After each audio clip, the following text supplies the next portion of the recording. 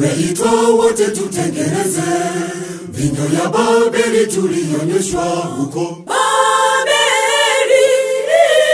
Baada ya Esidia ikuvamiwa na mafundisho ya kipagani, njoni tujifunze pamoja, njoni tuyachunguze maandiko, njoni tuhubiri neno la Mungu.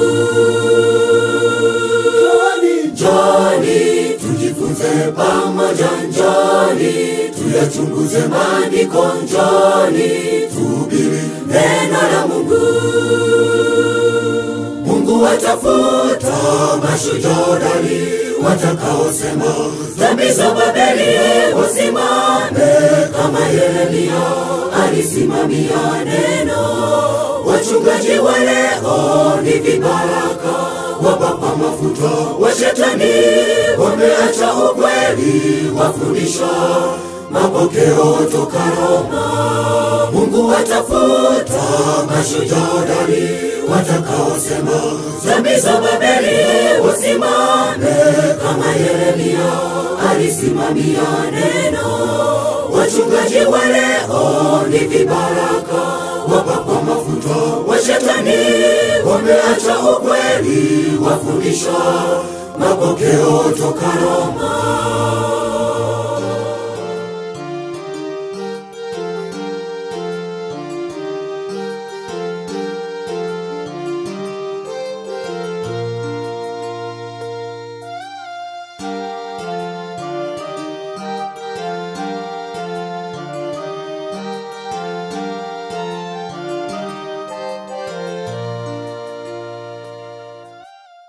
Basi watu wa Mungu, amjambo. Basi na wakaribisheni sana katika muendelezo wa masomo yetu. Somo ambalo tuko nalo ni somo linalosema ufunuo wa uungu leo. Ufunuo wa uungu leo. Na leo ni sehemu ya 3 ya somo letu. Sehemu ya kwanza na ya pili tukiwa tumekwisha kuifanya, na leo sasa tunaingia katika sehemu ya 3 ya somo letu. Na katika siku ya leo tutakwenda kujifunza kipengele kitakachokuwa kikisema roho mmoja wa milele kujigawanya mara 2. Roho mmoja wa milele kujigawanya mara 2. Kwa hiyo katika siku ya leo tutakwenda kujifunza jambo hili katika vipengele vya masomo yetu, au katika mfatano wa masomo yetu tutajifunza jambo hili muhimu sana kulijua kuhusu swala hili la uungu, roho mmoja wa milele kujigawanya mara 2. Basi tunapokwenda kujifunza jambo hili juu ya habari ya roho mmoja wa milele kujigawa mara 2 kwa mujibu wa neno la Mungu, basi nikusii tuweze kupiga magoti, tuweze kuomba tayari kwa kulianza somo letu. Basi tuombe, ndugu yangu mpendwa rafiki. Tuombe. Baba yetu na Mungu wetu wa mbinguni, Baba wa Bwana wetu Yesu Kristo, tunakushukuru sana kwa neema na upendo wako mkuu wa ajabu. Asante kwa sababu umekuwa pamoja nasi, umetulinda na hata umeweza kutupa nafasi tena ya kujifunza maneno yako. Tunakusihi Mungu wetu mkuu, maneno yako yapate nafasi ndani ya mioyo yetu. Neno lako likafanye kazi ile uliyokusudia liifanye, kutukamilisha kwa ajili ya uzima.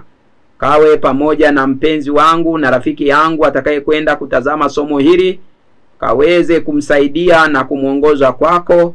Kawe nami Baba ninapokwenda kufunua mambo haya, nitumie tu kama chombo Mungu wangu, na wewe ndiye ukawe msemaji mkuu, na wewe ndiye ukayadhirishe mambo haya ili neno lako likapate kuwa nguvu kuu katika maisha yetu kutuongoza kwako. Tunaomba Roho wako awe pamoja na yule atakayesikiliza somo hili. Jalie kuelewa mambo haya makuu ya kiroho, hasa katika kipindi hiki tunapokwenda kufunga historia ya ulimwengu.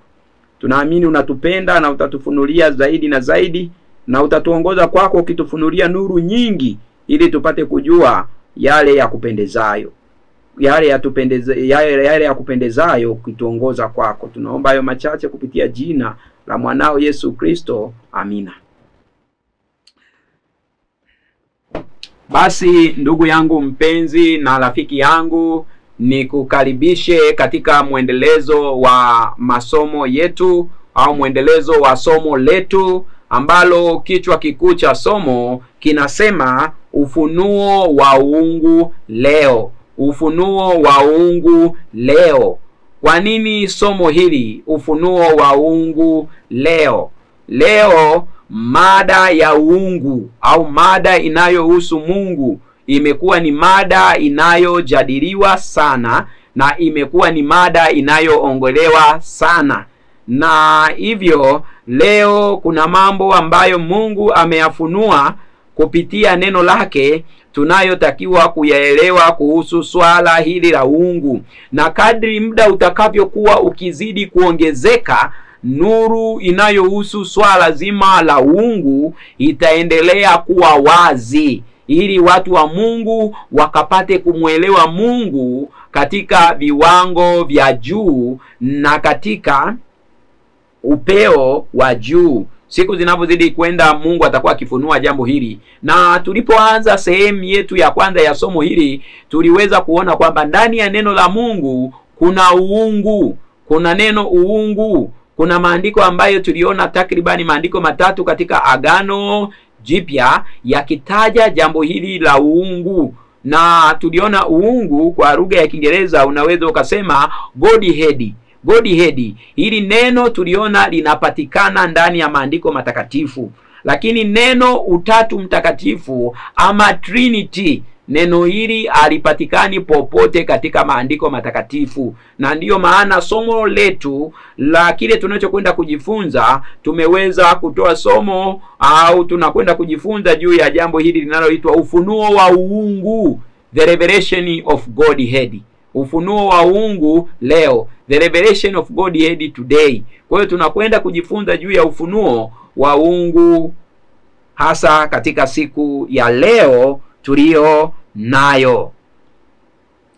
Katika somo ambalo lilipita, kwa maana ya sehemu ya pili ya somo hili niweze kuiangazia kidogo ili tuweze kuingia katika sehemu ya tatu. Katika sehemu ya pili ya somo hili tuliweza kujifunza mambo manne ya muhimu ya kuyajua kuhusu asili ya Mungu.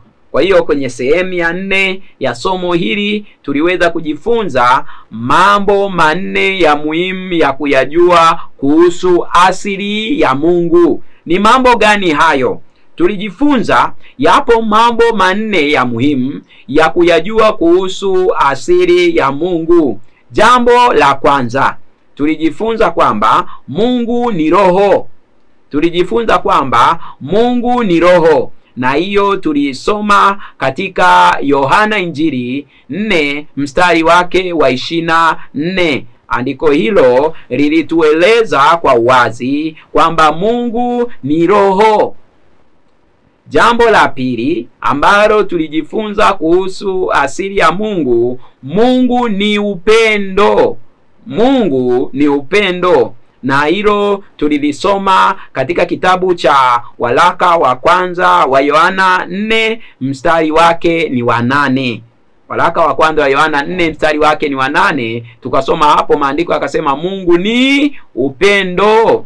Jambo jingine la tatu tulilojifunza, Mungu ni nuru tupu, wala hamna giza lolote ndani yake. Mungu ni nuru, wala hamna giza lolote ndani yake. Hiyo tulisoma katika kitabu cha waraka wa kwanza wa Yohana 1 mstari wake wa 5. Waraka wa kwanza wa Yohana 1 mstari wake ni wa 5.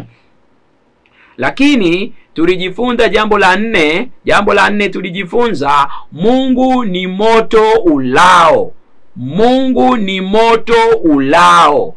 Hilo tulijifunza katika kitabu cha Waebrania 12 mstari wake ni wa 29. Hayo ni mambo ambayo yametajwa moja kwa moja kutoka katika maandiko matakatifu yakisema Mungu ni. Roho, Mungu ni upendo, Mungu ni nuru, Mungu ni moto ulao. Mambo hayo kuhusu fafanuzi ya jambo moja moja utalipata katika sehemu ya somo, la pili. Somo la pili tuliweza kufafanua mambo hayo moja moja, na nikuombe ndugu yangu mpendwa, ikiwa utapata nafasi uweze kwenda katika sehemu ya lile somo la pili, kama ukulisikiliza, upate kusikiliza mambo hayo tumeyafafanua. Sasa mambo haya manne tuliyaweka katika sentensi moja. Tumejifunza Mungu ni roho, jambo la kwanza. Mungu ni upendo, jambo la pili. Mungu ni nuru, jambo la tatu. Mungu ni moto ulao, jambo la nne. Kwa kuyaunganisha mambo hayo, tunaweza tukasema Mungu ni roho ya upendo, nuru tupu, moto ulao dhambi.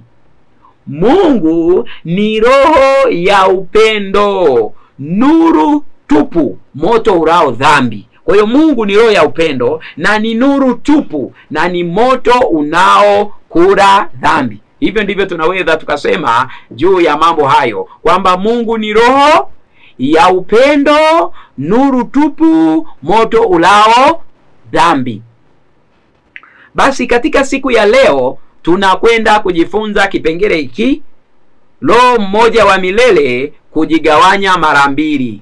Roho mmoja wa milele kujigawanya mara mbili. Hili ndilo jambo ambalo tutakwenda kujifunza, na unapoingia katika mada hii, niombe unyenyekevu wako ili tuweze kuhusika pamoja katika kujifunza jambo hili, maana mambo ya Mungu yanahitaji unyenyekevu katika kujifunza na katika kuyaangalia. Sasa leo tutakwenda kujifunza jambo hili linalosema Roho mmoja wa milele kujigawanya mara mbili.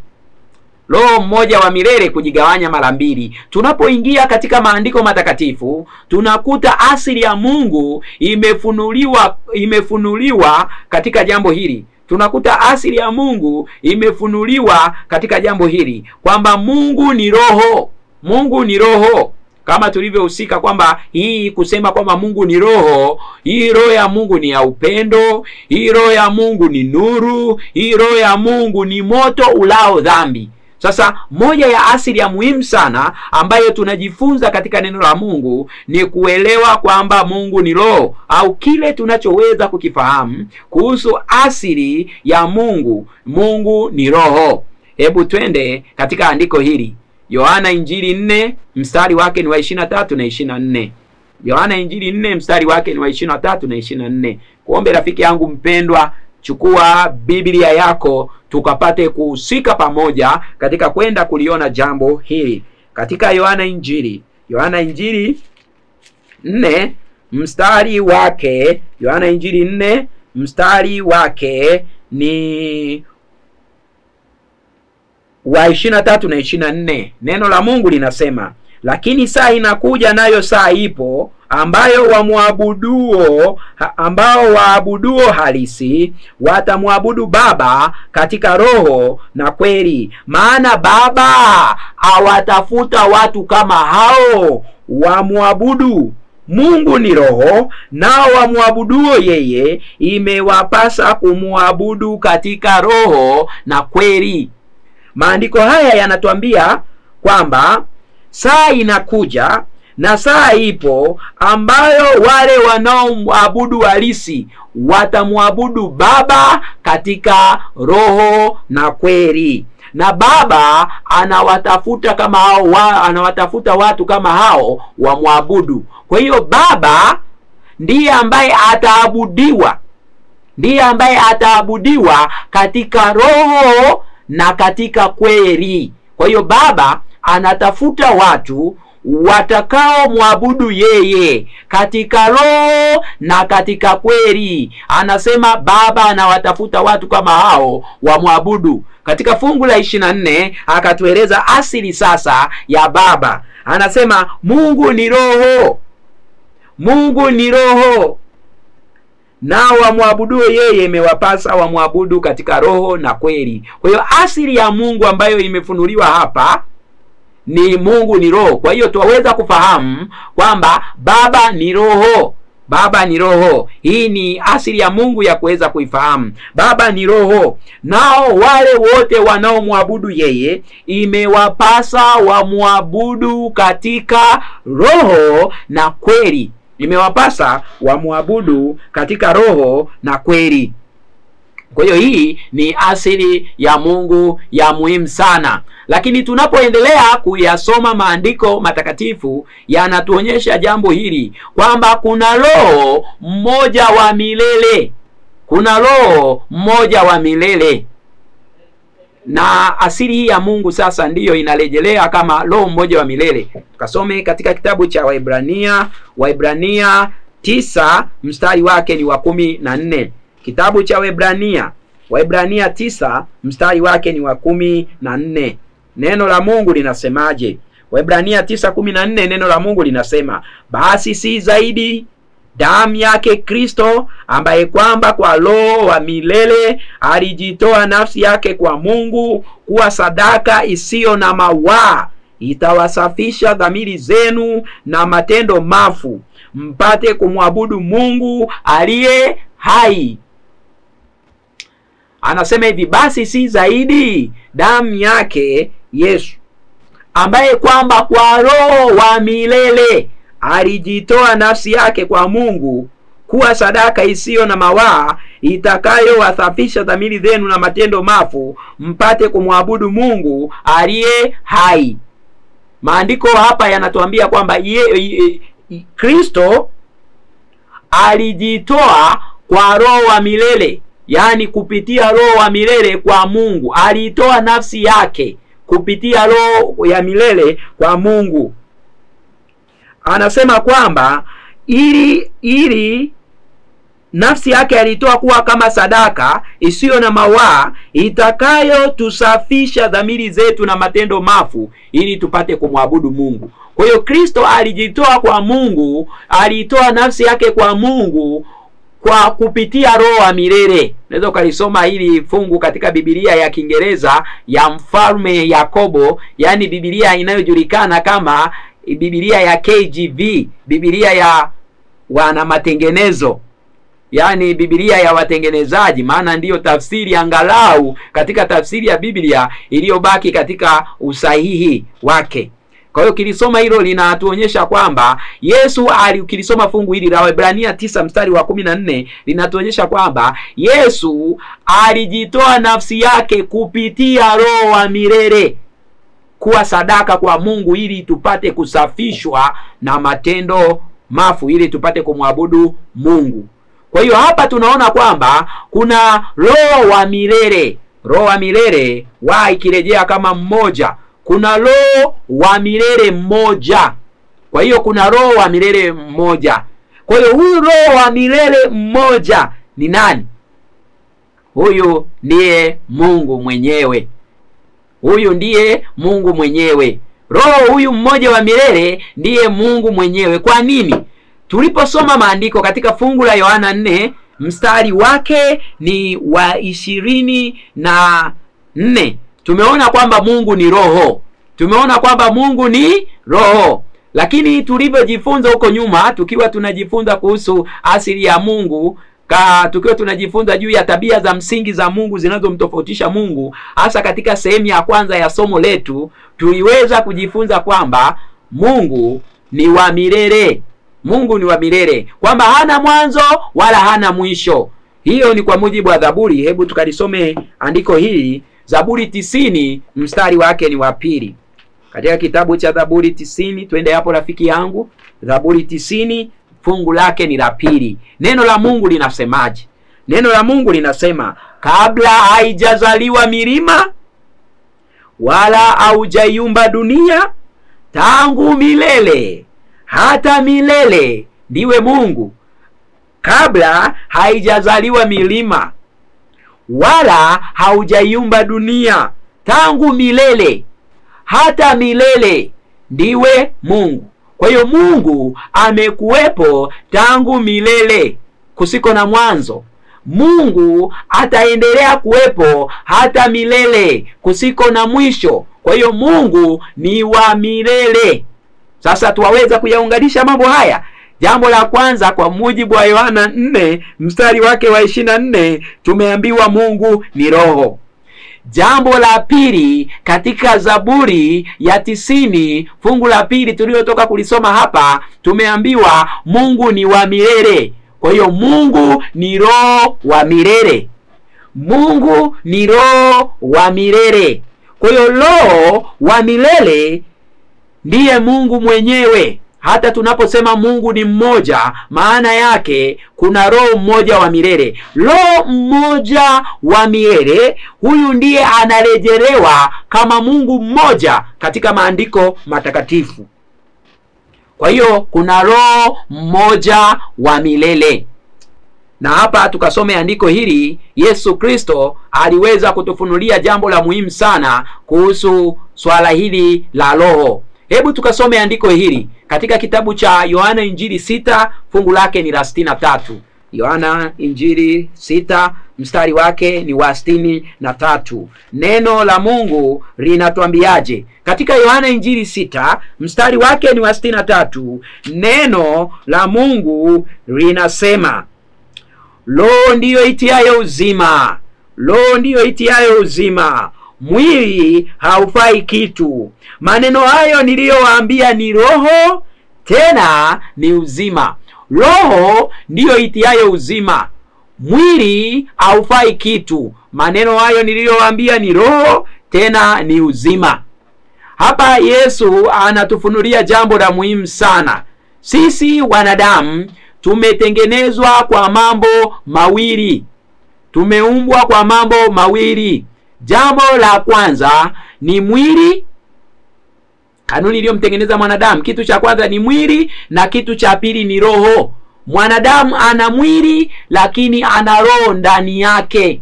Kwa mujibu wa Yesu anatueleza kwamba roho ndani ya mwanadamu ndiyo inayotia uzima.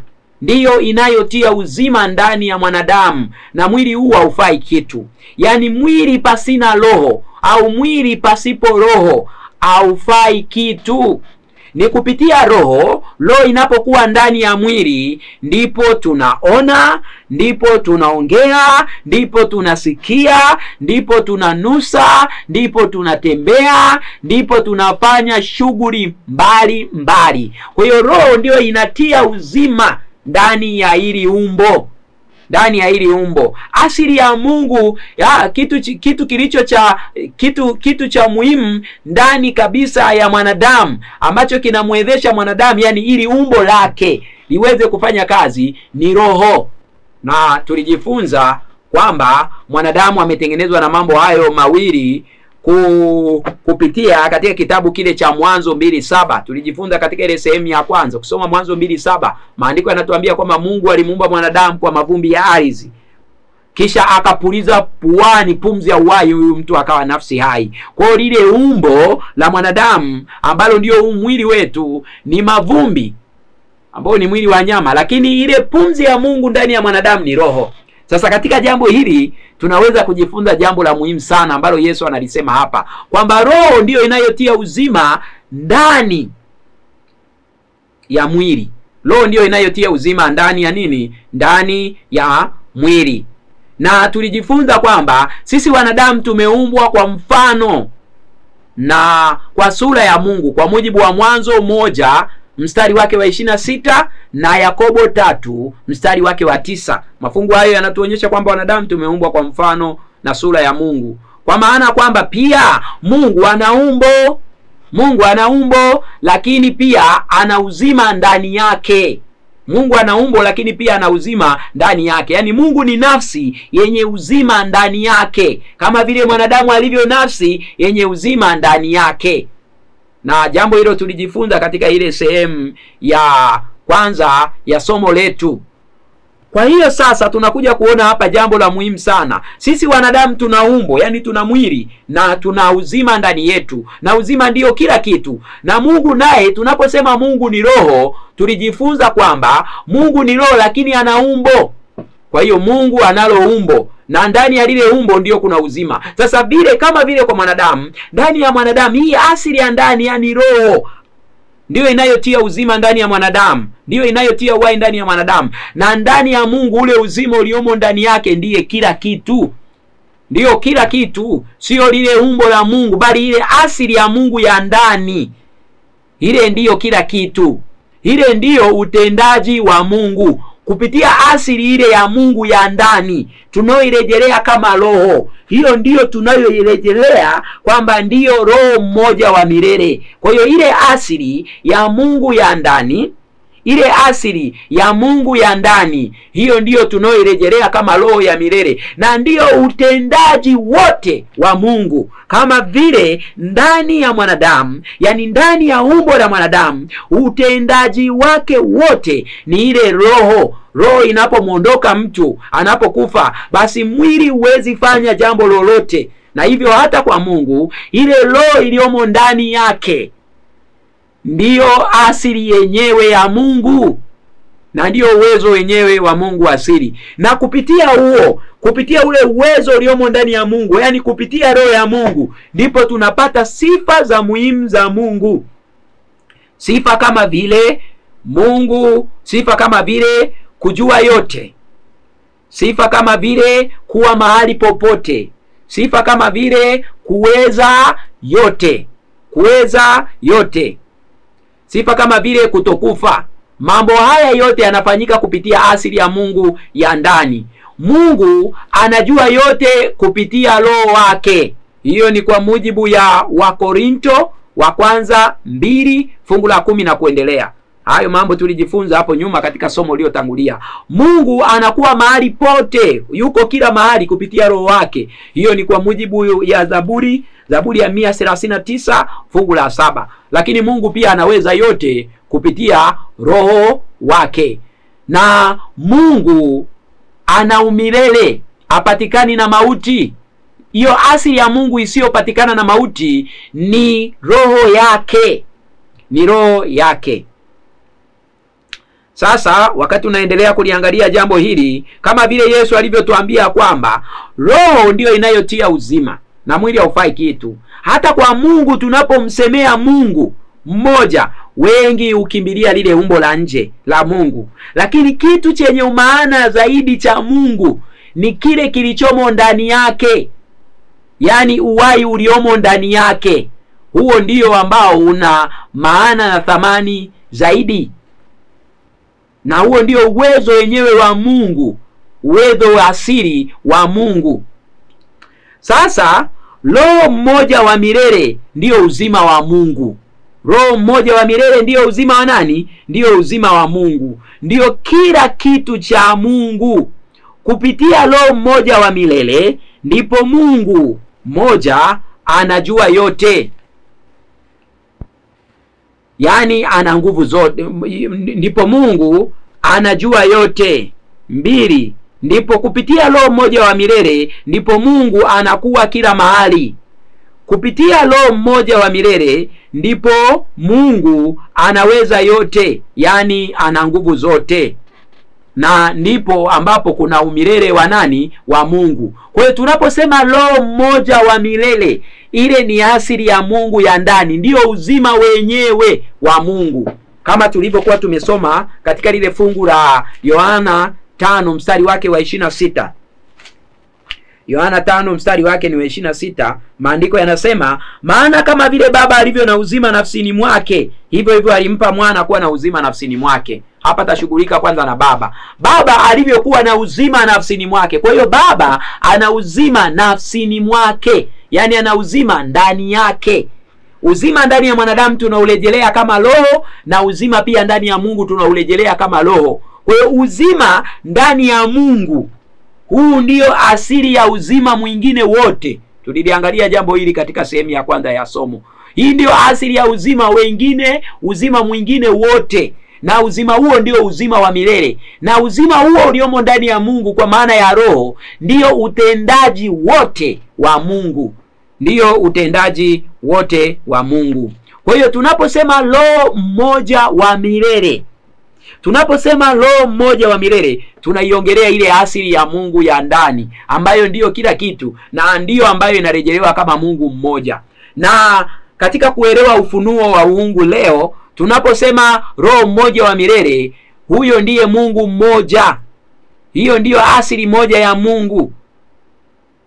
Mungu ni roho, roho mmoja wa milele. Kwa hiyo maandiko yametuambia Mungu ni roho, na maandiko yametuambia kwamba Mungu ni wa milele. Kwa hiyo Mungu ni roho wa milele. Mungu ni roho wa milele. Sasa roho hii ya milele au roho hii moja ya milele au roho huyu mmoja wa milele tunaomrejelea kama Mungu mmoja, ilijigawanya mara mbili au ilijinakilisha. Waingereza wanasema duplicate. Kujinakilisha kwa roho mmoja wa milele, ilijigawanya mara mbili. Kwa nini roho hii iliweza kulifanya jambo hili, kujigawanya mara mbili? Roho hii moja ya milele inajua yote. Zingatia jambo hili. Roho hii moja ya milele inajua yote. Inajua yote. Hebu tukasome fungu hili wakati ninapoendelea kuelezea jambo hili tuweze kwenda kwa pamoja. Roho hii moja ya milele ikirejelewa kama Mungu inajua yote, ama Mungu anajua yote. Hiyo ni kwa mujibu wa kitabu cha Isaya 66 fungu lake la 9 na la 10. Kitabu cha Isaya, twende pale rafiki.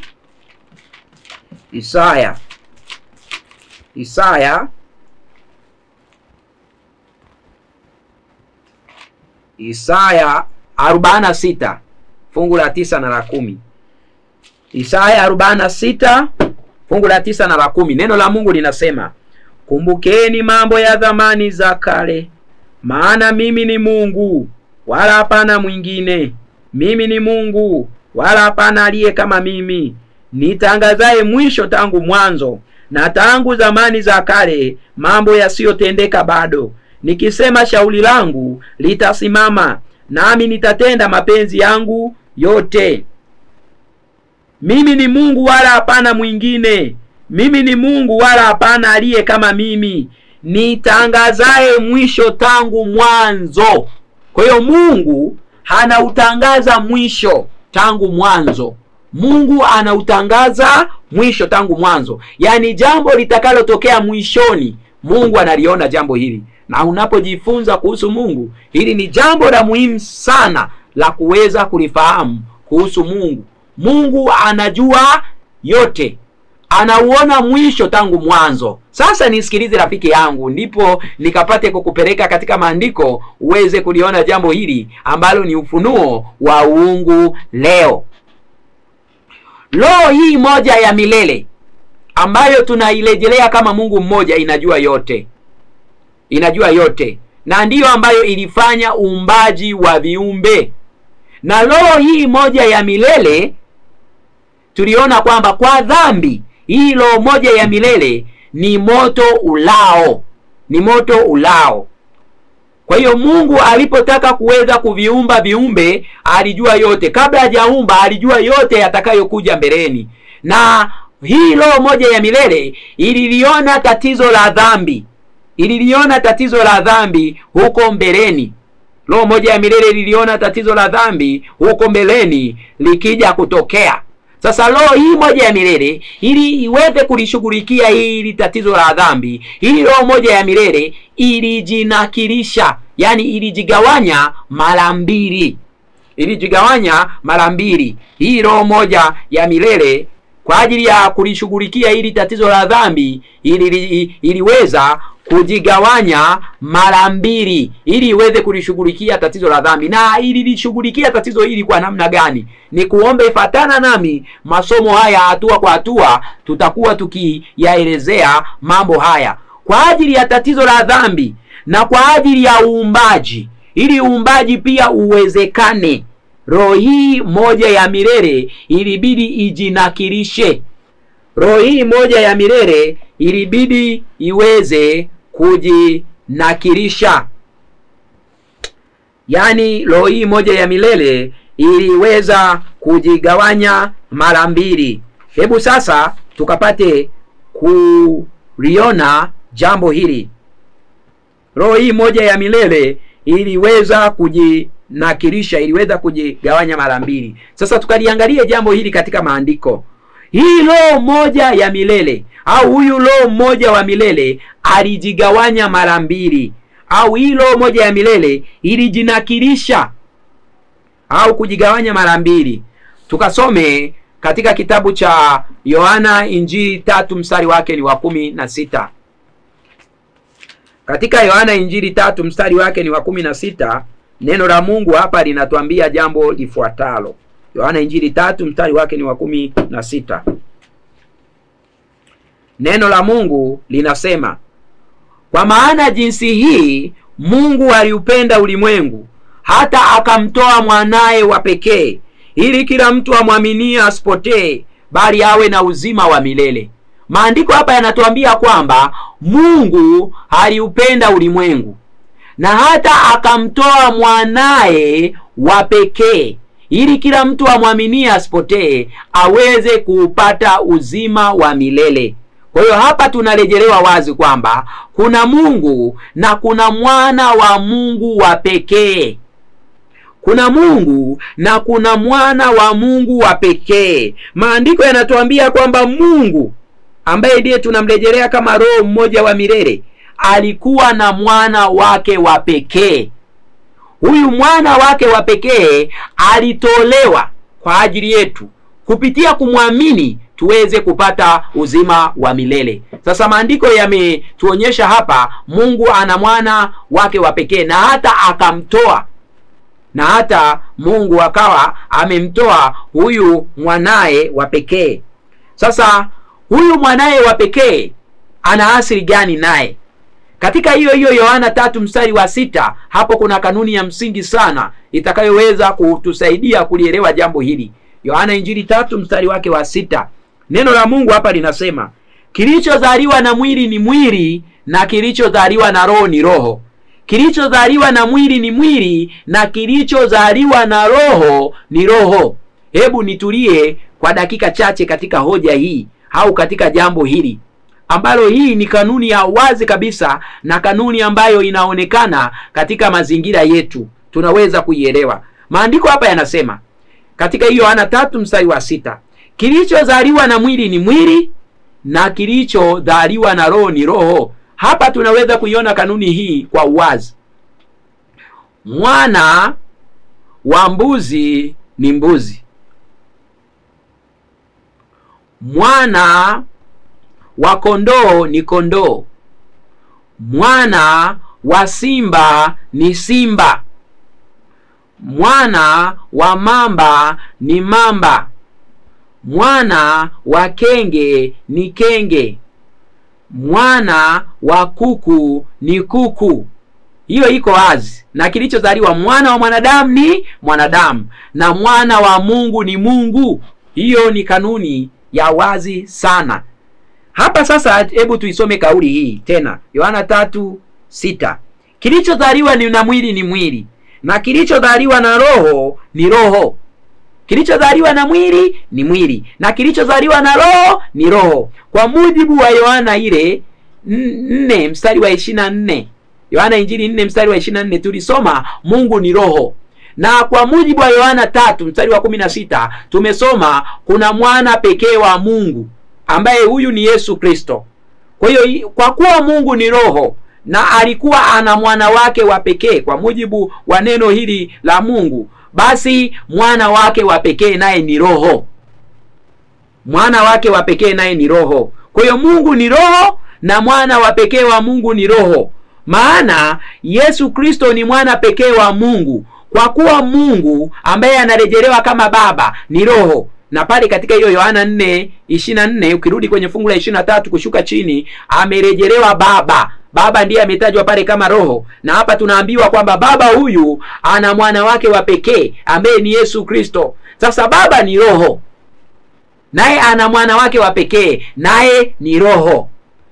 Naye ni roho, na ni mmoja tu. Kwa hiyo asili ya Yesu Kristo ni roho, na asili ya Baba yake ambaye ni Mungu ni roho. maana kilichozaliwa na mwili ni mwili na kilichozaliwa na roho ni roho.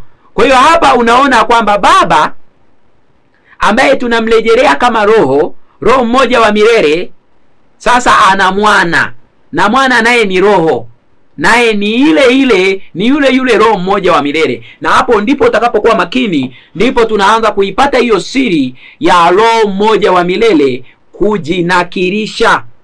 Roho mmoja wa milele kujinakirisha. Sasa twende katika maandiko matakatifu tuweze kuona. Tumeona asili ya Baba ni roho tu, au nianze na hili jambo la Baba. Katika kuiona asili ya Baba, Yohana 4, turejee pale tena kwenye Yohana 4 mstari wa 23 na 24, neno la Mungu linasema, lakini saa inakuja, nayo saa ipo, ambayo wamwabudu halisi watamwabudu Baba. Waabudu halisi watamwabudu Baba katika roho na kweli. Maana Baba anawatafuta watu wao wamwabudu.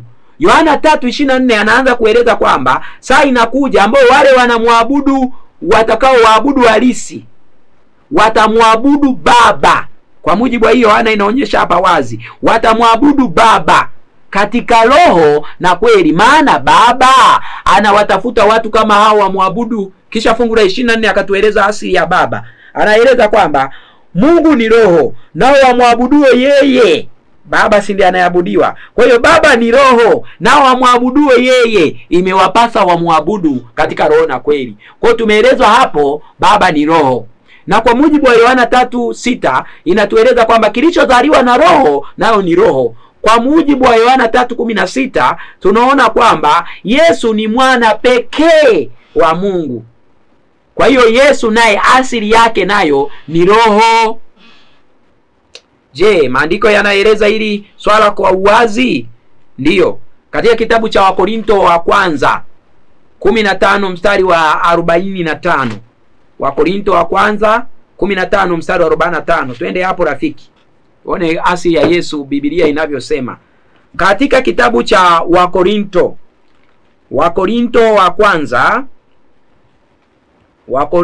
wa kwanza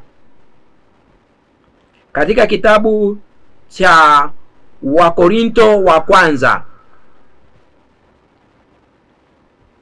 15 mstari wake ni wa 45. Neno la Mungu linasema, Wakorinto wa kwanza 15 mstari wake ni wa 45. Neno la Mungu linasema, ndivyo ilivyoandikwa, mtu wa kwanza Adamu akawa nafsi hai, Adamu wa mwisho ni roho yenye kuuisha. Ndivyo ilivyoandikwa, mtu wa kwanza Adamu akawa nafsi hai, Adamu wa mwisho ni roho yenye kuuisha. Adamu wa mwisho, yani Adamu wa pili katika maandiko ni Yesu. Maandiko yakieleza kuhusu Adamu wa mwisho, yani Yesu, yani Kristo, asili yake ni roho. Yeye ni roho yenye kuuisha. Asili yake ni roho yenye kuuisha. Hebu tusome pia katika kitabu cha Wakorinto wa pili 3:17. Tuone maandiko. Kwa hiyo Yesu asili yake ni roho. Yesu asili yake ni roho. Katika kitabu cha Wakorinto, twende pale rafiki, Wakorinto wa pili 3 mstari wake wa 17. Fungu hili nitalisoma katika lugha ya Kiingereza na lugha ya Kiswahili. Taanza kusoma katika lugha ya Kiswahili kisha nitalisoma katika lugha ya Kiingereza. Katika kitabu cha waraka Wakorinto wa pili 3:17. Tusome hapo mpendwa. Neno la Mungu linasema, basi Bwana ndiye roho, walakini alipo roho ya Bwana hapo ndipo penye uhuru. Maandiko yanasema basi Bwana ndiye roho. Bwana ndiye roho, walakini alipo roho ya Bwana hapo ndipo penye nini? Penye uhuru. Maandiko yanasema hapa Bwana ndiye roho.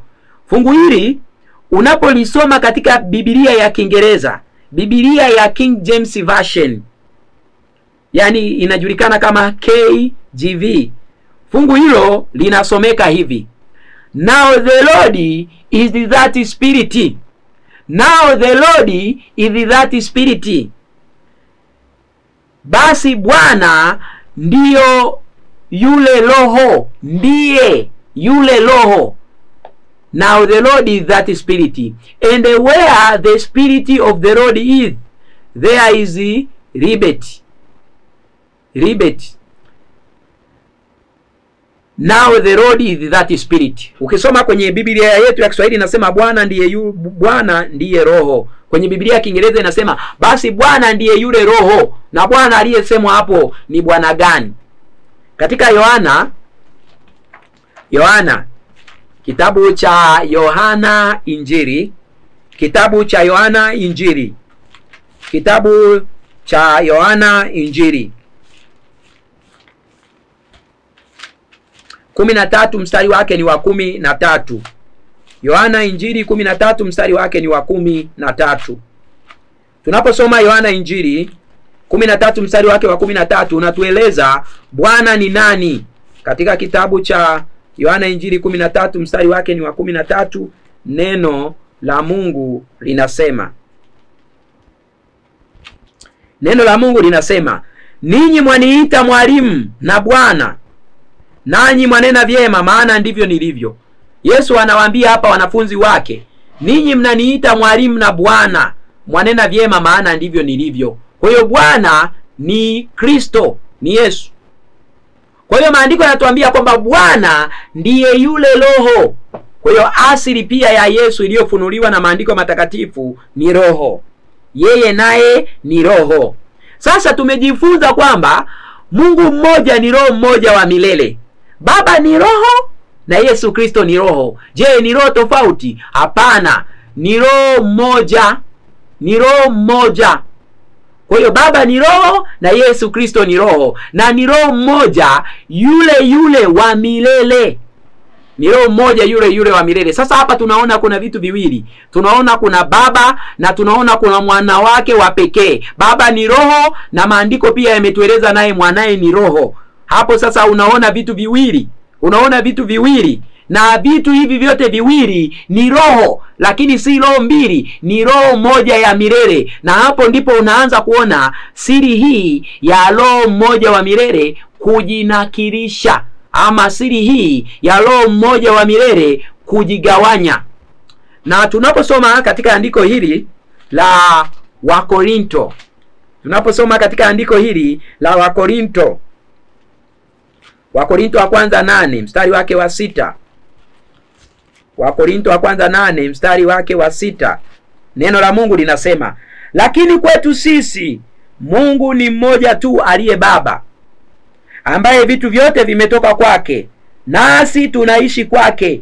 Yuko na Bwana mmoja, Yesu Kristo, ambaye kwake vitu vyote vimekuwapo, na sisi kwa yeye huyo. Bali ujuzi huu haumo ndani ya watu wote. Lakini kwetu sisi Mungu ni mmoja tu aliye Baba. Maandiko hapo yanaturejelea kwamba Mungu ni mmoja tu aliye Baba, ambaye vitu vyote vimetoka kwake. Kwa hiyo Baba ndiye anarejelewa hapa kama Mungu mmoja, kama Roho mmoja wa milele. Lakini maandiko yanatuambia kwamba yuko na Bwana mmoja Yesu Kristo, ambaye kwake vitu vyote vimekuwepo, kwamba kupitia Yesu vitu vyote vimekuwepo. Kuna mahusiano gani hapo kati ya Mungu mmoja ambaye anarejelewa kama Baba na Yesu Kristo kama Bwana mmoja? Jambo hili tutalifunua vizuri hapo mbele, maana jambo hili leo limekuwa likikanganya sana watu kuhusu hoja hii ya uungu. Lakini maandiko yanatuambia tuna Bwana mmoja, na huyu Bwana ambaye ni mmoja, na huyu Bwana ambaye ni mmoja, maandiko yanatueleza kwamba naye ni roho yenye kuuisha, na maandiko yametueleza kwamba Bwana ndiye yule Roho. Bwana ndiye yule Roho. Kwa hiyo hapo tunapata Baba ni Roho, na tunapata naye Mwana ni Roho, kwa maana ya Yesu Kristo naye ni Roho, lakini si roho mbili. Tukisoma kitabu cha Warumi, ile Warumi 8 fungu lake la 9, neno la Mungu linatueleza hapo. Warumi 8 fungu lake la 9, neno la Mungu linatueleza hapo jambo. Katika kitabu cha Warumi 8 mstari wake wa 9. Neno la Mungu linasema, lakini ikiwa Roho wa Mungu anakaa ndani yenu, ninyi hamufuati mwili, bali mwaifuata Roho. Lakini mtu yoyote asipokuwa na Roho wa Kristo, huyo si wake. Huyo si wake. Hapa neno la Mungu linatueleza jambo lifuatalo. Mtu asipokuwa na Roho wa Mungu, mtu asipokuwa na Roho wa Mungu, anasema kwamba Roho wa Mungu anakaa ndani ya mtu. Na anasema mtu asipokuwa na Roho wa Kristo, huyo si wake. Je, mtu ana roho mbili zinazokaa ndani yake, kwamba kuna Roho wa Mungu na Roho wa Kristo? Hapana, ni roho mmoja. Kwa hiyo Roho ambaye anakaa ndani ya waumini au ndani ya wale wanaoamini, maandiko yanamrejelea kama Roho wa Mungu, na Roho huyo maandiko yanamrejelea kama Roho wa Kristo. Roho anayekaa ndani yetu au ndani ya wale wanaoamini, maandiko yanamrejelea kama Roho wa Mungu, na huyo yanamrejelea kama Roho wa Kristo. Ni roho mmoja. Kwa Roho wa Mungu ndio Roho wa Kristo, wala si roho mbili. Kwa hiyo tunaposema Baba ni Roho, na tunaposema Yesu Kristo naye ni Roho, si roho mbili, ni roho moja. Ni roho moja. Sasa hapa tunaona Baba ni Roho na Yesu naye ni Roho. Ndiyo tunasema kwamba hii roho moja ya milele ilijinakirisha, ilijigawanya. Baba ni Roho, na ndipo tunapata kwamba Mwana naye ni Roho, na ni roho ile wala si nyingine. Hapa ndiyo tunapata siri hii ya Roho kujinakirisha. Na jambo hili la Baba maandiko yanasema kumzaa Mwana. Ndiyo siri hii ya Roho moja kujinakirisha. Na maandiko yanatuambia katika kitabu cha Waefeso 4 fungu lake la 6. Waefeso 4 fungu lake la 4, utaweza kwenda mpaka fungu la 6. Maandiko yanasema Bwana mmoja, Bwana yuko mmoja, naye ni Bwana Yesu. Imani moja, imani ya kweli iko moja. Ubatizo mmoja, ubatizo wa kweli uko mmoja. Anasema kwamba, ningeanzia fungu la 4, mwili mmoja.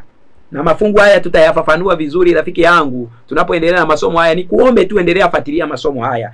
Anasema mwili mmoja, kuna mwili mmoja, Roho mmoja, kama vile mlivyoitwa katika tumaini moja la wito wenu. Bwana mmoja, Bwana ni mmoja, ni Bwana Yesu. Anasema kwamba ubatizo mmoja, Mungu mmoja, naye ni Baba wa wote, aliye juu ya yote na katika yote na ndani ya yote. Katika kulisoma fungu hili kama ukiwa makini, maandiko yanasema Mungu mmoja, yamemrejelea kama Baba. Na maandiko yanasema Bwana mmoja, tumeishaona tuna Bwana mmoja ambaye ni Yesu Kristo. Na maandiko yanasema Roho ni mmoja. Na maandiko hayo yanatuambia Baba ni Roho, na maandiko hayo yanatuambia Bwana ni Roho, na kuna Roho mmoja. Ndiyo unakuja kugundua kwamba tunaposema Mungu mmoja, tunarejelea kwenye Roho mmoja wa milele. Yule Roho mmoja wa milele kwa ajili ya mpango wa ukombozi, kwa ajili ya uumbaji, na kwa ajili ya kulishughulikia tatizo la dhambi. Hii Roho moja ya milele ilijinakirisha, yani ikajigawanya. Sasa tunaona Baba ni Roho, Mwana ni Roho. Sasa hapa tunaona roho mbili. Ni kama roho hii moja ya milele ilijigawanya. Sasa tunaona Baba ni Roho na tunaona Mwana ni Roho. Lakini tunaposema Baba ni Roho na tunaposema Mwana ni Roho, si roho mbili bali ni roho moja. Na hilo ni jambo la msingi sana la kuelewa kuhusu uungu. Na pasipo kulielewa jambo hili, mambo mengi ya utata yameingia katika mada hii inayohusu uungu. Lakini nikuombe ndugu yangu, tulia tuweze kuendelea kuweza kuliona jambo hili. Kwa hiyo maandiko yanatueleza kwamba kuna roho mmoja wa milele. Kwa mujibu wa Waebrania 9:14, fungu hilo tumelisoma. Hii roho moja ya milele ilijigawanya mara mbili.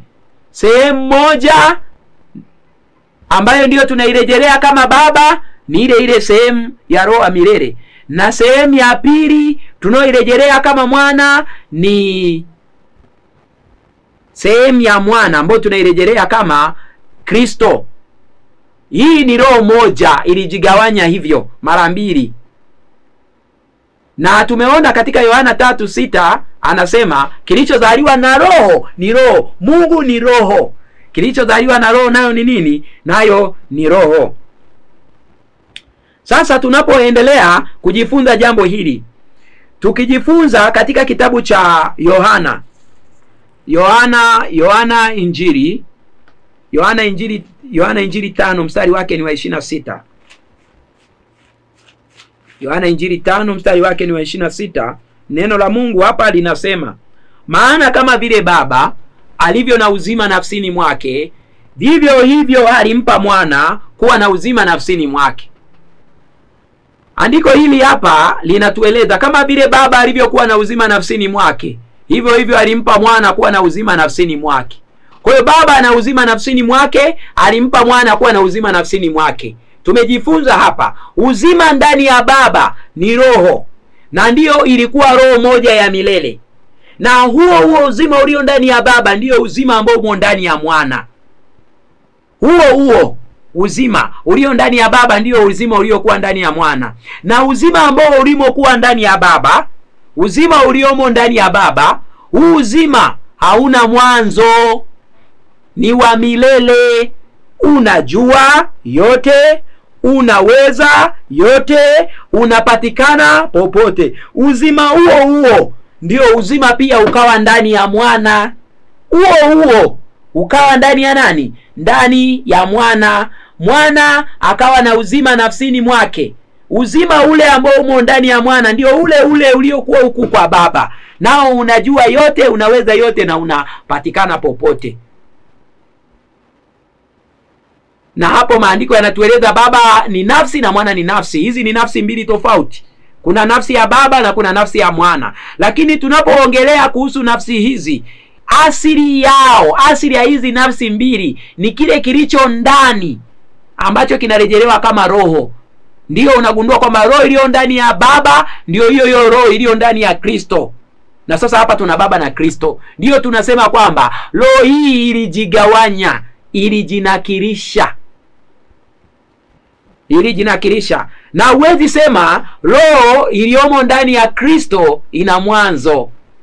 Haina mwanzo, maana ni ile. Na huwezi sema roho iliyo ndani ya Baba ina mwanzo. Haina mwanzo, maana Mungu ni wa milele na yeye ni roho wa milele. Na hii roho ya Kristo ni ile iliyokuwa ndani ya Baba, wala hakuna tofauti. Na hapo ndipo lipo tatizo kubwa la watu kutouelewa uungu vizuri.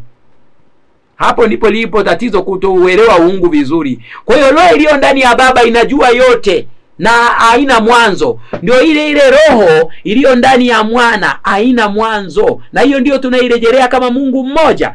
Hii roho moja iliyo ndani ya Baba inajua yote, inaweza yote, na inapatikana popote. Hii roho ambayo pia imo ndani ya Kristo inajua yote, inapatikana mahali popote, na inaweza yote, na haina mwanzo. Kwa hiyo roho hii ilijigawanya. Baba akiwa kama nafsi akawa na uzima nafsi, akawa na uzima ndani yake. Hivyo hivyo mwana akawa nafsi na akawa na uzima ndani yake. Ili ni tukio lililofanywa na roho mmoja wa milele kujinakirisha. Kwa hiyo roho ile iliyo ndani ya Baba ndio roho ile iliyo ndani ya mwana. Na hapo ndipo huwezi sema kwamba roho ndani ya Kristo kwamba ina mwanzo. Kwa hiyo Kristo akirejelewa kama roho hana mwanzo, kama vile Baba akirejelewa kama roho hana mwanzo. Maana maandiko yanatueleza wazi hii roho moja ya milele haina mwanzo. Kwa hiyo hii roho moja ya milele ilijigawanya, yani ilijinakirisha. Sasa angalia uzima uliomo ndani ya Kristo ni uzima gani? Katika waraka wa kwanza wa Yohana 5:11. Waraka wa kwanza wa Yohana 5:11 maandiko yanatuambia. Waraka wa kwanza wa Yohana 5:11. Neno la Mungu linatuambia katika waraka wa kwanza wa Yohana 5:11, neno la Mungu linasema, na huu ndio ushuhuda kwamba Mungu, yani Baba, alitupa uzima wa milele, na uzima huo umo katika mwanaye. Maandiko yanatuambia kwamba Baba alitupa uzima wa milele, na uzima huo wa milele umo katika mwanaye. Kwa hiyo uzima wa milele tuliopewa ni uzima ambao umo ndani ya mwanaye, lakini si kwamba yeye hana uzima. Yeye pia ana uzima ndani yake, na mwanaye naye alikuwa na uzima ndani yake, na ni ule ule. Ila uzima tuliopewa, yani Baba ametupa uzima kupitia mwanaye, yani ni mwana ndiye ameuachilia ule uzima ambao humo ndani yake. Na katika Yohana Injili 1 mstari wake ni wa 4, Yohana Injili 1 mstari wake ni wa 4, maandiko yanatueleza kwamba, Yohana Injili 1 mstari wake ni wa 4, maandiko yanatueleza kwamba ndani yake ndimo ulimo uzima, na uzima ule ulikuwa nuru ya watu. Maandiko yanatuambia hapa kwamba ndani ya Yesu ndimo ulimo uzima, na ule uzima ukawa nuru ya watu. Kwa ndani ya Yesu kuna uzima, na huu uzima ndio umekuwa nuru ya watu. Unaposoma kitabu cha Zaburi ya 36 fungu la 9 linatueleza jambo la muhimu sana kuhusu huu uzima. Zaburi 36 mstari wa 9. Zaburi 36 mstari wa 9 anasema, maana kwako iko chemichemi ya uzima, na katika nuru yako tunaona nuru. Maana kwako iko chemichemi ya uzima. Kwa Mungu ndipo kuna chemichemi ya uzima. Kwa hiyo ndani ya Mungu kuna chemichemi ya uzima. Lakini tumeona kwamba Baba ana uzima na Mwana ana uzima. Uzima uliomo ndani ya Baba ndiyo chemichemi ya uzima, na ndiyo ule pia uliomo ndani ya Mwana. Kwa hiyo ndani ya Mwana kuna uzima ambao ni chemichemi, na ndani ya Baba naye kuna uzima ambao ni chemichemi.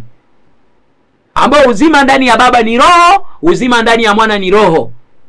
Na ni ule hapo nyuma ulikuwa uzima mmoja. Ndio unaona kwamba tukio hili la Yesu mwana pekee wa Mungu, ama Mungu kuwa na mwana pekee wake, ndiyo tukio la Roho mmoja wa milele kujinakirisha. Na hili lilifanyika kwa ajili ya jambo hili la ukombozi, na kwa ajili ya jambo hili swala zima la uumbaji, na swala zima la kulishughulikia tatizo la dhambi. Kwa hiyo maandiko yanatuambia kwamba Mungu ndani yake ndiyo kuna chemichemi ya uzima, ambapo tunaambiwa kwamba uzima sasa sisi tuliopewa ni ule ulio ndani ya Mwana, ambao ni ule ambao ni chemichemi ya nini? Ni chemichemi ya uzima. Na tunaona kwamba katika Yohana 15 mstari wake ni wa 13, tumepewaje huu uzima? Kwa hiyo tuliona Baba ana uzima nafsini mwake ambao ni roho, na Mwana ana uzima nafsini mwake ambao ni roho, ambao roho iliyomo ndani ya Baba ndiyo roho iliyomo ndani ya Mwana. Ilikuwa roho moja, ikajinakirisha, ikajigawanya mara mbili. Tukasome tumepewaje uzima katika kitabu cha Yohana Injili 15 mstari wake ni wa 13. Yohana Injili 15 mstari wake ni wa 13. Katika Yohana Injili 15 mstari wake ni wa 13, neno la Mungu linasema, Yohana Injili 15 mstari wake ni wa 13, neno la Mungu linasema, hakuna aliye na upendo mwingi kuliko huu wa mtu kutoa uhai wake kwa ajili ya rafiki zake. Maneno hayo ni maneno ya Yesu Kristo. Anasema hakuna mtu aliye na upendo mwingi kuliko huu wa mtu kutoa uhai wake kwa ajili ya rafiki zake. Kwa hiyo Yesu Kristo aliutoa uhai wake kwa ajili yetu, yani aliutoa ule uzima uliomo ndani yake wa milele kwa ajili yetu. Na kupitia tukio hilo ndipo Mungu ametupa nini? Ndipo Mungu ametupa uzima wa milele. Yani ndio kusema kwamba ile roho moja ya milele imeweza kutupaje uzima wa milele. Maana roho moja ya milele ndio tumeirejelea kama Mungu mmoja. Roho moja ya milele ilijinakirisha, ilijigawanya, na bila tukio hilo la kujigawanya tusingeweza kupata uzima wa milele, wapendwa. Kwa hiyo roho hii moja ya milele, na hata uumbaji usingeweza kufanyika. Tutaona katika masomo ya mbele hapo. Hii roho moja ya milele ilijinakirisha, ilijigawanya mara mbili. Baba akawa ni roho na mwana naye akawa ni roho. Baba akawa ni nafsi yenye uzima ndani yake kama ile roho moja ya milele, na mwana akawa roho yenye uzima nafsi yake ambayo ni ile roho moja ya milele. Sasa sisi tumepewaje uzima? Hii nafsi ya mwana ndiyo imetoa ile asili yake ya ndani kutupatia. Ile asili ya ndani ya mwana ambayo ndiyo uzima wa milele. Huu ndiyo tumepewa, na kupitia kupewa huko, Baba ambaye ndiye roho moja ya milele ametupatia uzima. Kupitia jambo hili, Baba ambaye ndio roho moja ya milele ametupatia uzima. Kwa hiyo roho moja ya milele ambayo ndio ile asili ya ndani ya Mungu imetupatiaje uzima? Baada ya kujinakirisha ikawepo nafsi ya Baba na nafsi ya mwana. Sasa hii nafsi ya mwana ndiyo ambayo imetoa ile asili yake ya ndani ambayo ndio ile roho moja ya milele kutupatia, na hapo ndipo Baba ameweza kutupatia sisi uzima wa milele. Ngoja nirudie andiko hili katika waraka wa kwanza wa Yohana 5:11. Waraka wa kwanza wa Yohana 5:11 na Yohana Injili 5:26. Hebu tuyasome mafungu haya tena. Hebu shika Biblia yako, rudi kuyaangalia vizuri. Waraka wa kwanza wa Yohana 5 mstari wake ni wa 11. Neno la Mungu linasema, na huu ndio ushuhuda ya kwamba Mungu ametupa uzima wa milele, na uzima huo umo katika mwanae. Kwa hiyo Mungu ametupa uzima wa milele, na uzima huo upo katika mwanae. Kwa hiyo uzima huo wa milele umo ndani ya mwana. Lakini umo ndani ya mwana tu. Katika kitabu cha Yohana Injili 5 mstari wake ni wa 26. Yohana Injili 5 mstari wake ni wa 26. Maandiko yanasemaje? Katika Yohana Injili 5 mstari wake ni wa 26. Maandiko yanasema, kama vile Baba alivyokuwa na uzima nafsini mwake wa milele, hivyo hivyo alimpa mwana kuwa na uzima nafsini mwake. Kwa hiyo uzima ule ulio ndani ya Baba, yani ile roho moja ya milele, ndio huo uzima ambao umekuwemo pia ndani ya nani? Pia umekuwemo ndani ya Yesu Kristo. Uzima ambao umekuwemo ndani ya Baba ndio huo uzima ambao umekuwemo pia ndani ya Yesu Kristo. Kwa hiyo ndio maana sasa tunakuja kusoma hivi. Ukisoma kitabu cha roho ya unabii, kitabu cha Shuhuda ya 9 189 aya ya 3. Shuhuda ya 9 189 aya ya 3.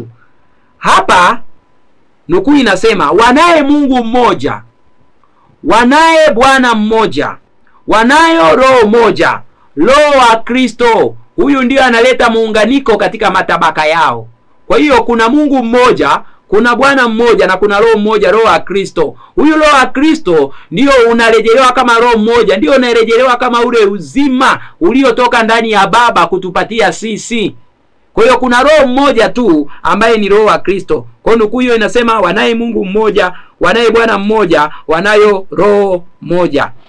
Na kwa mujibu wa Efeso 4, nukuu hiyo ya Shuhuda ya 9 ukurasa wa 189 aya ya 3 inaendana na Efeso 4 fungu la 4, ambapo linasema kwamba Bwana, ambao linasema kwamba mwili mmoja, roho moja, roho mmoja. Kwa hiyo kuna roho huyu mmoja kwa mujibu wa Efeso 4:4. Na roho huyo mmoja ni yupi ambaye tumepewa?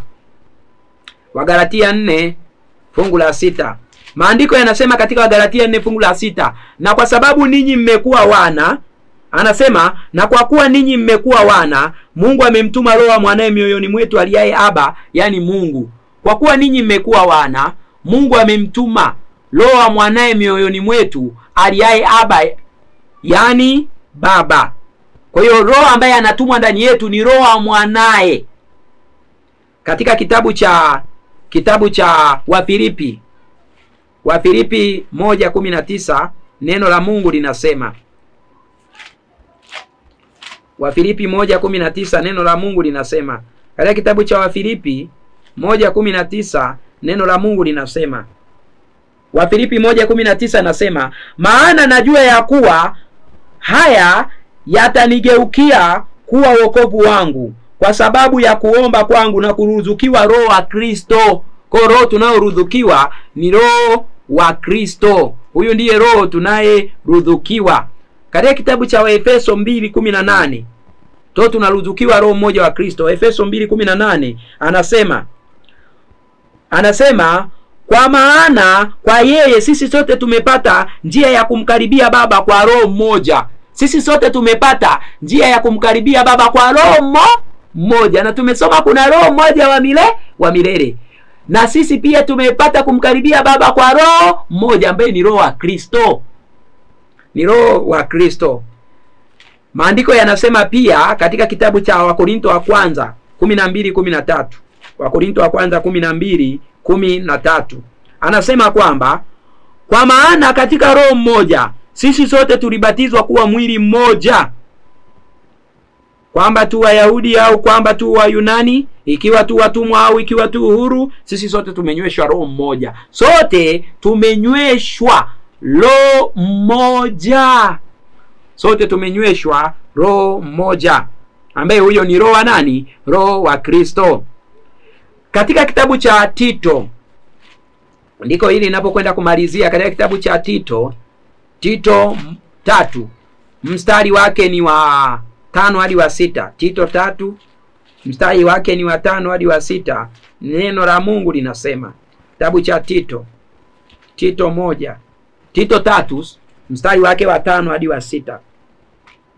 Neno la Mungu linasema, si kwa sababu ya matendo ya haki tuliyotenda sisi, bali kwa rehema yake, kwa kuoshwa na kudhaliwa kwa pili na kufanywa upya na Roho Mtakatifu, ambaye alitumwagia kwa wingi kwa njia ya Kristo Mwokozi wetu. Kwa hiyo Mungu ametumwagia roho kwa njia ya Kristo. Na ametumwagiaje? Kupitia roho mmoja wa milele kujinakirisha na kuwepo kwa nafsi mbili, ndiyo tumeweza kupewa uzima wa milele na roho mmoja wa milele. Uzima ule uliomo ndani ya mwana tumepatiwa, na kupitia tukio hilo Mungu, yani Baba, ambaye anarejelewa kama roho mmoja wa milele, ndiyo ameweza kutupatia asili yake. Ndiyo ameweza kutumwagia roho. Ndiyo tunaambiwa kwamba tumemwagiwa roho kupitia Kristo Yesu. Kwa hiyo roho moja ya milele ilijigawanya. Kwa hiyo roho moja ya milele ni asili ya ndani ya Baba, na ndiyo roho moja ya milele iliyo ndani asili, ndiyo iliyo ndani ya asili ya mwana. Hiyo. Na ndiyo maana unaposoma katika Yohana Injili, katika Yohana Injili 1, fungu hili linamrejelea Yesu. Talisoma kwa lugha ya Kiswahili na Kiingereza, ndiyo fungu litakaloweza kuhitimisha nalo hapa.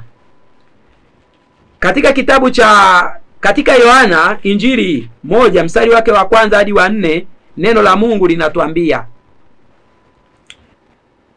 hapo mwanzo kulikuwako neno, naye neno alikuwako kwa Mungu, naye neno alikuwa Mungu.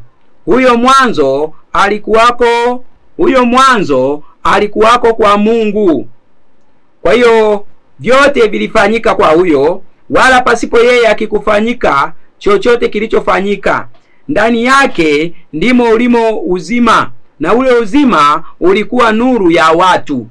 Ukilisoma fungu hili hapa, linatueleza kwamba hapo mwanzo kulikuwako neno, naye neno alikuwako kwa Mungu, naye neno alikuwa Mungu. Huyo mwanzo alikuwako kwa Mungu. Vyote vilifanyika kwa huyo, wala pasipo yeye akikufanyika chochote kilichofanyika. Ndani yake ndimo limo uzima, na ule uzima ukawa nuru ya watu. Ukisoma hapa kwenye fungu la 14 linatueleza neno huyu ni nani. Anasema, naye neno alifanyika mwili akakaa kwetu, nasi tukauona utukufu wake, utukufu kama mwana pekee atokaye kwa Baba, amejaa neema na kweli. Kwa maandiko yanatuambia neno alifanyika mwili akakaa kwetu. Kwa hiyo neno ni Yesu Kristo. Neno ni Yesu Kristo. Kwa hiyo maandiko yanatueleza kwamba Yesu Kristo, hapo mwanzo alikuwepo Yesu Kristo, na Yesu Kristo alikuweko kwa Mungu, na Yesu Kristo alikuwa pamoja na Mungu, na Yesu Kristo alikuwa naye ni Mungu. Ukilisoma hili fungu, ngoja nilisome kwenye Biblia ya Kiswahili na Kiingereza uone. Katika Yohana hii Injili 1 mstari wake wa 1 amesema, hapo mwanzo kulikuwako neno, naye neno alikuwako kwa Mungu, naye neno alikuwako kwa Mungu, naye neno alikuwa Mungu. Tafsiri hapa ya Kiswahili haijakaa vizuri. Ukisoma katika Biblia ya Kiingereza, Biblia ya King James Version, ngoja tusome hapo. Katika Biblia ya Kiingereza, Biblia ya King James Version, anasema hivi katika kitabu cha Yohana Injili, katika Biblia ya Kiingereza hapo anasema hivi, tukisoma katika kitabu cha Yohana, ngoja nifike hapo mpendwa. Yohana Injili 1, Yohana Injili 1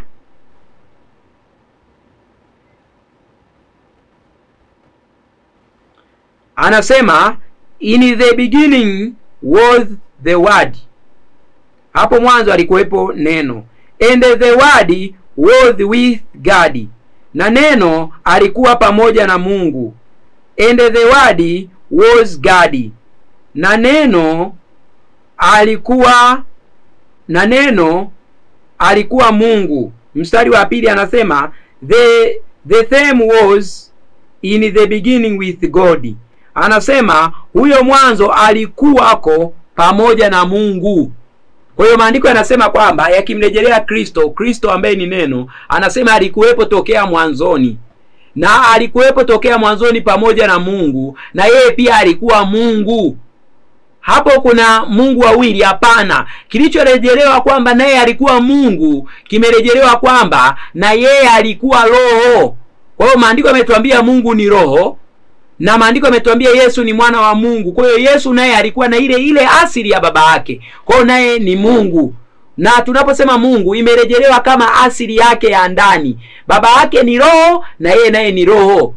Kwa hiyo hapo mwanzoni kabisa alikuwepo neno, na neno alikuwa pamoja na Mungu, na yeye naye alikuwa Mungu. Yaani na yeye alikuwa na ile asili ya Mungu. Ndio hapo unaweza kugundua kwamba hii roho moja ya milele ilijinakirisha, na roho moja ya milele ilijinakirisha kuwa sehemu mbili. Sehemu moja ndiyo tunairejelea kama mwana, na sehemu nyingine ndiyo pia tunairejelea kama baba. Sehemu hii ambayo tunairejelea kama mwana, ndiyo hapa maandiko yanatuambia na yenyewe ilikuwepo tokea mwanzoni, na ilikuwepo na pamoja na ile sehemu ya kwanza ambayo ndiyo baba. Ndiyo anasema kwamba na hii sehemu ilikuwa pamoja, hii sehemu ya pili ambayo tunairejelea kama Kristo ilikuwepo pamoja na ile sehemu ya kwanza ambayo tunairejelea kama baba. Na ndivyo sasa tunagundua kwamba hii roho moja ya milele ilijinakirisha. Basi nitaishia hapa. Karibu kwenye somo linalofuata nitaweza kuelezea siri ya roho moja ya milele kujinakirisha. Basi unapokwenda kufunga, ni kuombe tupige magoti ili ni kuombe tuweze kupiga magoti ili tuombe. Tuombe. Baba yetu wa mbinguni, tunakushukuru sana. Asante kwa kuwa pamoja nasi tunapokwenda kujifunza masomo, tunapoendelea kujifunza masomo haya. Na kusii ukazidi mfunulia hata ndugu yetu ambaye anaendelea kufuatilia masomo haya, ili tukapate kuelewa uungu, ili tukapate kuelewa mada hii ambayo ni muhimu kwa ajili ya wokovu wetu. Maana kukujua wewe na kumjua mwanao Yesu Kristo ndio uzima wa milele. Tufanikishe kulielewa jambo hili ili tuweze kukaa katika usalama. Maana mwovu shetani hataki watu waweze kuelewa ukweli, hasa kuhusu swala hili la uungu. Tunaomba haya machache, katupatie nafasi tena na ndugu yangu anayesikiliza ya kujifunza tena neno lako. Tunaomba haya machache kupitia jina la mwanao Yesu. Amina.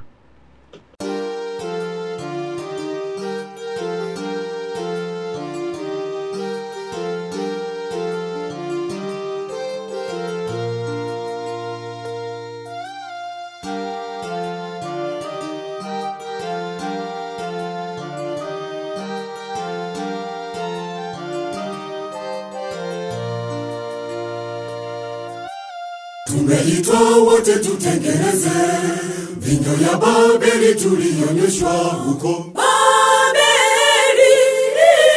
Baada ya enzi kuvamiwa na mafundisho ya kipagani. Njoni tujifunze pamoja, njoni tuyachunguze maandiko, njoni tuhubiri neno la Mungu. Njoni tujifunze pamoja, njoni tuyachunguze maandiko, njoni tuhubiri neno la Mungu. Mungu watafuta mashujaa watakaosema dhambi za Babeli wasimame, kama Yeremia alisimamia neno. Wachungaji wa leo ni vibaraka, wapapa mafuta wa shetani, wameacha ukweli, wafundisha mapokeo toka Roma. Mungu watafuta mashujaa watakaosema dhambi za Babeli wasimame, kama Yeremia alisimamia neno. Wachungaji wa leo ni vibaraka, wapapa mafuta wa shetani, wameacha ukweli, wafundisha mapokeo toka Roma.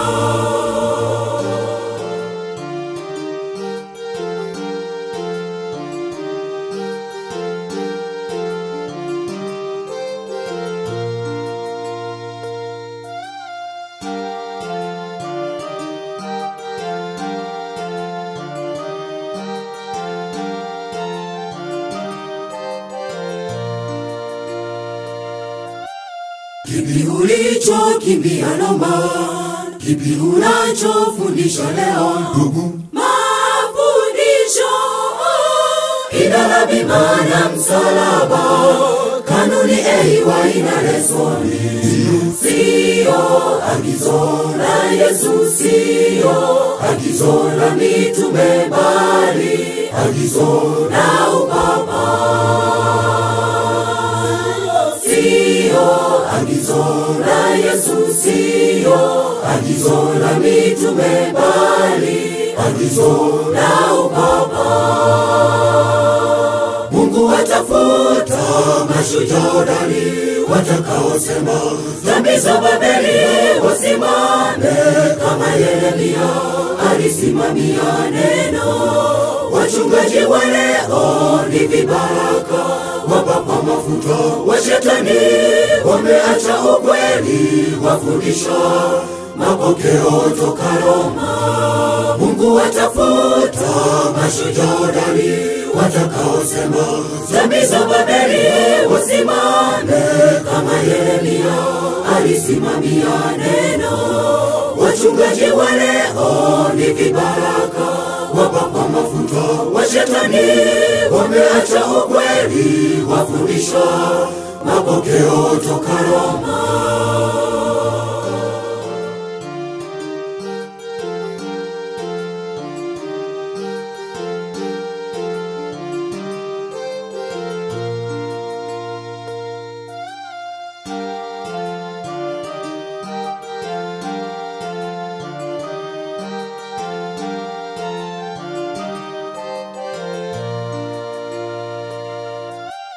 Ninyi wana ya matengenezo, ni kuinua nuru iliyokanyagwa, na kutoa maonyo juu ya makanisa yaliyoacha ukweli na kuungana na ulimwengu.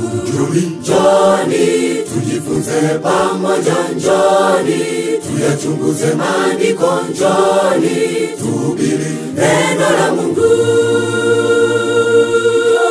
Njoni tujifunze pamoja, njoni tuyachunguze maandiko, njoni tuhubiri neno la Mungu. Mungu watafuta mashujaa watakaosema dhambi za Babeli wasimame, kama Yeremia alisimamia neno. Wachungaji wa leo ni vibaraka, wapapa mafuta wa shetani, wameacha ukweli, wafundisha mapokeo toka Roma. Mungu watafuta mashujaa watakaosema dhambi za Babeli wasimame kama Yeremia alisimamia neno. Wachungaji wa leo ni vibaraka, wapakwa mafuta wa shetani, wameacha ukweli, wafundisha mapokeo toka Roma.